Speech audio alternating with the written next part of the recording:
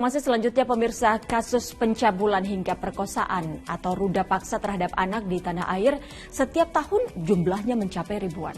Bahkan menjadi kasus paling dominan dari seluruh jenis kasus kekerasan yang menimpa anak. Ironisnya mayoritas terjadi di dalam lingkup rumah tangga.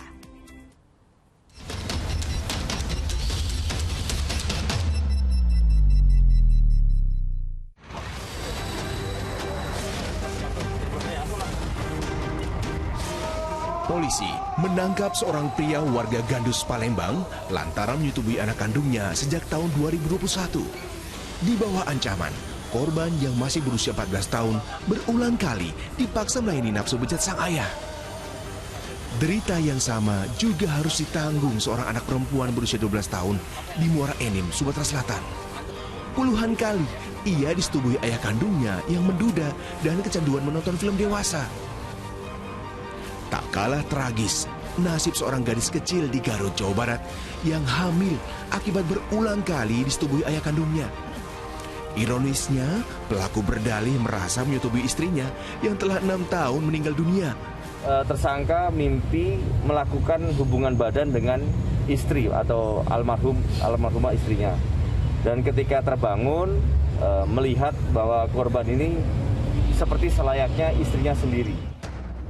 Tingginya kasus kekerasan terhadap anak terekam dalam Simfoni atau Sistem Informasi Online Kementerian Pemberdayaan Perempuan dan Anak. Sistem itu mencatat kasus kekerasan terhadap anak paling banyak terjadi dalam lingkungan rumah tangga. Sepanjang tahun 2021, terdata lebih dari 14.000 pelaporan kasus tindak kekerasan terhadap anak. 11.424 diantaranya menimpa anak perempuan. Dari jumlah laporan yang masuk itu, 8.703 orang atau lebih dari 50% merupakan kasus kekerasan seksual. Angka itu menyerupai puncak gunung es, lantaran kasus yang tidak dilaporkan diduga jumlahnya jauh lebih banyak.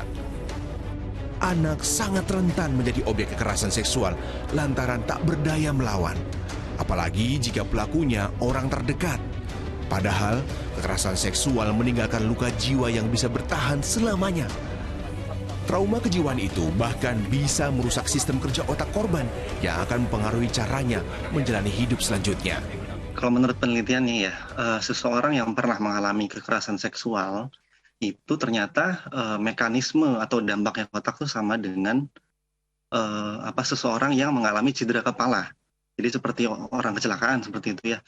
Ketika itu terjadi, perkembangan otaknya seperti di bagian korteks ya, otak bagian korteks itu bagian untuk berpikir, itu terganggu. Kemudian bagian nanti sistem namanya bagian amigdala. Amigdala itu bagian yang peran penting untuk regulasi emosi, mengatur emosi kita.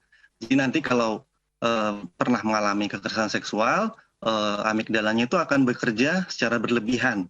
Jadi muncul gejala cemas, kemudian gangguan gangguan stres pasca trauma, lalu bisa juga depresi. Ribuan anak perempuan dari tahun ke tahun harus menanggung trauma akibat mengalami kekerasan seksual. Ribuan anak perempuan dengan trauma itu harus berjuang menjalani hidup dengan jiwa yang terlanjur koyak.